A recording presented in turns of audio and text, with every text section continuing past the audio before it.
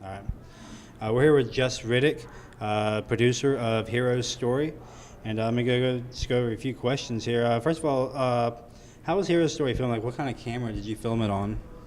Yeah, we shot it on all on red cameras, and one day ended up being on a red one, and then the rest of the shoot was actually on a red Epic. Um, Not a huge difference as far as what they're capable of. I mean, it's all like 4K. One's just really a lot smaller than the other, a lot easier to handle. Yeah. Right. And so, what's your experience of using digital cameras? I mean, have you worked with regular film before, and you moved over to digital, or have you always been digital? I have actually not been blessed to actually get to like play around with like any kind of film as far as like video, um, but I recently got on board after reading like an interview with Wally Feister. He shot like the Dark Knight movies, pretty much anything with Christopher Nolan, and he was just so adamant, director of photography, just so adamant about like digital will never be as good as 35 millimeter. And there's just something about the way he said it that like got me on board. So really, as soon as we're able to like get the budget to shoot on film, I think I will like convert as soon as I can, and at least like try it out. Right. So, when you're picking the cameras out, so the digital films, would you say would allow you to make a movie like this? Oh yeah. I mean, it was. I mean, shooting something in 4K, even though it started off as like something that we just wanted to put online. We decided to shoot in 4K, one for the experience, or shoot on a red camera for the experience, but almost to like future-proof it as well. Like 4K is where everything's going, and so we didn't want to shoot on like a DSLR. Right. So, what was the total budget for the film? The total budget for the film was actually about $6,000, and almost all of that went to the red camera. Right. Yeah. Okay. So how long did the process take as far as setting everything up for pre-production and then filming and then the post-production process? Yeah, pre-production was really like a couple of months, because with like a superhero movie, you've got like the costumes, so you go through multiple sketches of like, well, this one looks ridiculous, oh, that's cool. What do we do like for the face mask, that sort of thing. In addition to like the standard, like interview the director of photography, all the crew members, and make sure everybody's on board with what you're trying to do. Right. But yeah, I'd say there's a lot more pre-production in a superhero movie, and then also trying to track down, I guess, the right exterior shots. Right. That took a while too. Right. So as far as the props and stuff, like how did you guys save money on like the props and stuff? So you said most of the money is spent on the cameras. So how did you guys save on props and costume Sure. and stuff like that? Yeah. So our director, Kalen Hunt, writer-director, and then he plays Neuro. His mom is actually a seamstress. So as soon as we had the concept for the movie, we then went on to, I think the site is called spandex.com. And you can get like all different colors and then like mix and match. And of course, you're like cutting things apart.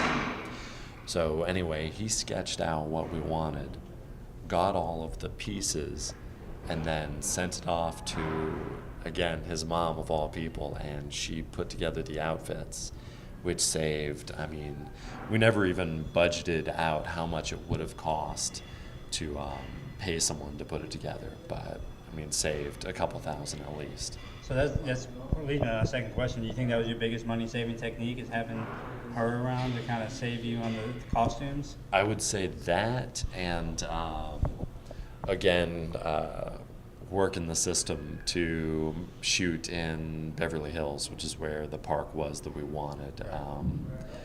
We had to work the system a little bit in order to free that up, but those two things saved us a bunch of money. All right. As far as the comic book, did you share the director's passion for comics, and what superheroes did you grow up with? Yeah, actually, I grew up a big X-Men fan. That's actually, I would always compare the film to the X-Men, and the director had to tell me like that's actually not accurate. But I just love that comic so much that I always put that in the same boat. Right. But yeah, like I always loved comics and graphic novels as well. Right. Now I was reading up. As far as the superpowers in the movie go, you guys didn't really have too much choice because you had to go with what was easier to film. Sure. So that's why you guys went with the super speed, and Yeah. just was a few camera tricks and stuff. Did super speed, and I feel like the techniques we used for the neuro characters, like all of his weapons, would have been similar to had our superhero been able to like shoot like some kind of like proton blast from his hand, something like that. It would have been a similar technique, but yeah, definitely going with the super speed and super strength made it much easier to shoot. And are there any plans to follow up with another hero story? Yeah. Oh yeah, absolutely. We made the short initially to either get more money to make a feature, like say sell the feature script or produce it ourselves, or continue like shooting shorts and then combine them and basically make a feature over the long term. And I'd say I have a little bit more influence over the script this time around, and we're trying to go a little bit darker with it. Yeah. That's cool. So what did you personally learn from this project? What did you take away from it? I like this epic music we got going, by the way. Right. Dun, dun, dun. What did I learn from this project? Really, we were surprised at how much we were able to do on that budget. Again, you think of superhero movies and you think of like the biggest budget movie of the year. So yeah, I mean, it really is possible to do a lot with very little. Right.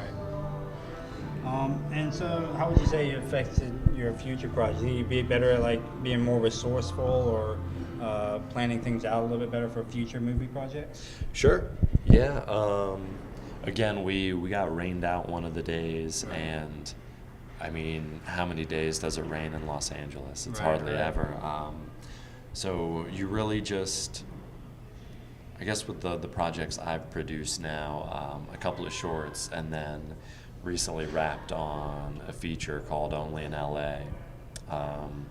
You just have to accept that something's going to go wrong. Right. And just not even worry about it. It's going to happen, and you just roll with it. And either it's a happy accident that makes it better, or you just figure out a way to fix it. And so as far as you've been on both sides of the camera, right? Yeah. Yeah. So what do you prefer? Do you like being behind the camera and being producer, director in that role, or do you like acting and being in front of the camera? I definitely like to play. I mean, I like to act. But as far as a true preference, I would say it goes acting and directing are tied, and then producing, writing after that. But I really like it all.